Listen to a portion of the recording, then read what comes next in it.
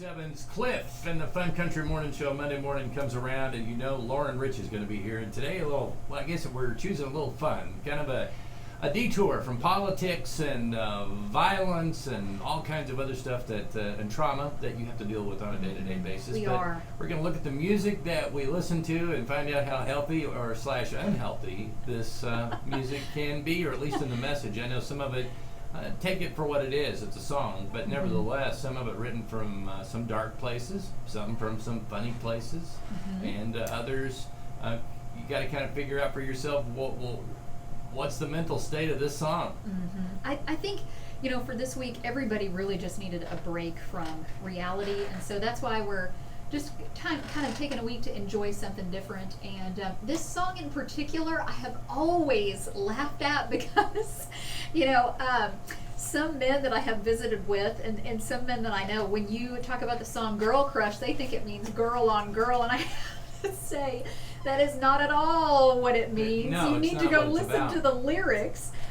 So that part always makes me giggle. When it first came out, it was very controversial. Yes, people had to try to piece together the meaning of the song. Yes, and that always blew my mind that it was that controversial when I thought it was so blatant as to what the message really was. Yeah, but you hear a female voice saying, "I've got a girl crush." Yes. So you assume. Right off the bat that this is a song about a woman loving another woman. Yeah.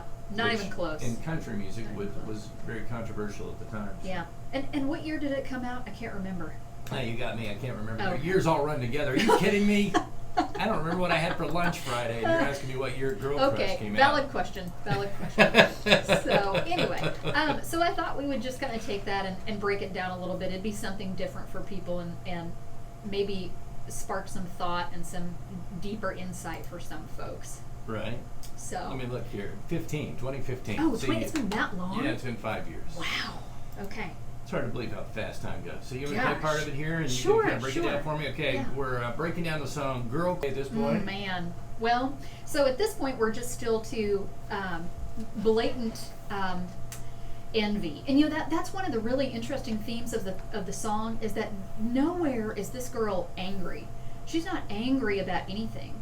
She's really... I think depending on which perspective we take it from, she's really either very hurt or there is a strong longing to be this other woman. And she says, she goes on to say, I want her features, and she starts to describe them. Right. Yeah. And could this in a way be what happens after Jolene? Because Jolene is where she's begging her not to take her man, and in this case, she plainly has her man. Whether it's Jolene or not. And that's one of the interesting things about this song is I wonder, is this someone who is already in a relationship and the man is seeing someone else? Or is this someone who is watching the relationship from afar and she is not involved in any way? Now see, I have, in my mind, it's always been that... there's always somebody cheating. The girl singing is with the guy, and she maybe finds out about the other one. Okay. Yeah. And I wonder so now she sings this. I wonder that, but this is she really has a strong longing, like I said before, to be the other person, to be very the other. Interesting that you say that, because I could say a lot about my mind. It could. Oh boy, that's a dark place. I mean, if you think about it, I never thought about it. The mind of Cliff Castile. A woman that maybe liked the guy and wanted to tell a new perspective. Let's hear a little more here. All right, I got to stop right there. I want to taste her lips because they taste. Wait a minute, they taste like you. Yeah. All right, so there you go. Yes. Now we stop right there. Yes. Oh, you're just such a typical man. No, how healthy or unhealthy is that? I mean, that would take... The desire is not to be... Okay, so again, the desire is not to be with the woman. The desire is to receive what the woman is receiving from the man. Right. Yeah. What the physical love and affection, all of those kinds of things. And she's willing to get it even through the other woman. Well... The kiss. from the guy. I don't think she's willing to get it through the other woman. The desire is to just be the other woman. If he is going for her, let's say that they're already in the relationship, and this man is already seeing the other woman, so to speak. Mm-hmm. Whatever the other woman is what I need to be. Because if that's what you like, if you've rejected me for something else, then that means that I have to change who I am. Right. And I'm so desperate for that. I can imagine what it would be like to receive that kiss in her position. Right. Let's hear more. Let's hear more.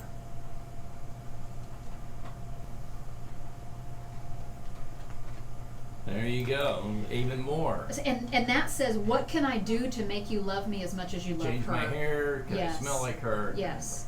And so we're to the point where this woman, this girl crushing woman, is just giving up basically her entire identity to be whoever the other woman is. What does it say about the person from that standpoint? At you as a licensed therapist, what are you hearing about her? The internal cognition, the negative belief is, I'm not good enough. A lot of people feel that way. Oh, lots of people feel that way. Yes, it's I'm not good enough, I'm not wanted, I'm not lovable. Because if you're with her and you're not with me, then that tells me that I'm not good enough, right? Even though that's such a distortion. I mean, that's the whole point, is that it's a distortion of our own mind. No, it's not. I mean, it's just like some people like fried chicken, some people like chicken fried steak. Yes. That's the way the world is. It doesn't mean chicken fried steak's any better or any worse than the fried chicken. Exactly. And sometimes we are so forcing ourselves into relationships because they are altered in our mind. They are not reality. And sometimes that's due to a substance. Sometimes that's due to attachment trauma. That could be any type of, various reasons or compounding all of those reasons together. But the relationship in our mind is not the relationship that we experience in reality. Right. And that's with everyone, right? I don't know about that. No, I don't think so. Because most we all people have our own version of our relationship, whether it's true or false. We do, but that is really different than when you're using substances and it creates this false narrative in your mind. Right. Well, I'm sure that amplifies or major trauma. Completely recreates everything. And some people, I want you to remember this, better to be used than not wanted at all. And so some people are willing to forego. What? Yeah, some people Never thought of that. Well, yeah. I mean, I know a lot of my guy friends are like, use me all year. Yeah, I don't know. I'm here, ready to go. I don't know that I have a whole lot of men who would turn run over me like down. a Mack truck after a few weeks. I'm okay with it. Yes, yeah. And and that goes back to bad attention is better than no attention at all, right? I guess. Yeah. I mean, I can see what you're saying, but nevertheless, to me, if it's going to have to be an unhealthy attention, you're probably really better off without it. You are. But the hard part is that people don't want to be alone, and people want to feel wanted. That is so important in life. And that's why a lot of people stay in abusive relationships, yes, because at least they're getting attention. Yeah. It's not the kind they want. That's a very large part of it. That's a compound issue. They don't want to be alone either. They don't want to be alone. They don't want to be financially on their own. A lot of times they can't be. For this girl, she is just struggling with the I'm not good enough. Let's hear some more. All right, so now we're taking it, now she's obsessing. Mm-hmm, yeah, and taking it to the point of obsession at night, and while she's trying to lay down and should be getting restful sleep, she's actually fantasizing and imagining what they're doing may or together may not be going on across town. Or whatever. Yeah. Mm-hmm. And boy, that's a dark place to be. Whether you're in a marriage or not in a marriage, or watching a relationship on the outside that you're not even involved in as a third party. You've got that alternate reality in your mind going on for whatever reason. That is just a really dark place to be. So, as we build the song builds. You hear more and more of a certain personality type that is singing the song. Someone from a pretty dark place. Someone that has a complete lack of self-confidence. I would say a lot of depression issues. Yeah. So we'll move on here, but coming up we'll find out maybe what should this person do. Should they continue thinking about this stuff? Should they move on? Should they call Lauren Rich Consulting and schedule an appointment? I mean, seriously, let's hear what else she has to sing about. And there it is. There it is. Maybe then, if I can change who I am, you'd want me as much as you want her. Right. Yeah. So it really does come back to rejection. So that's pretty much the song. Yeah. So tell me now, recommendations for this person. Oh my. Well, so one thing I would say is, you really have to think about if you're in a relationship with someone who is having that type of affair, and you are that devastated, that rejected over that process. Marriages or relationships only work if both parties want them to.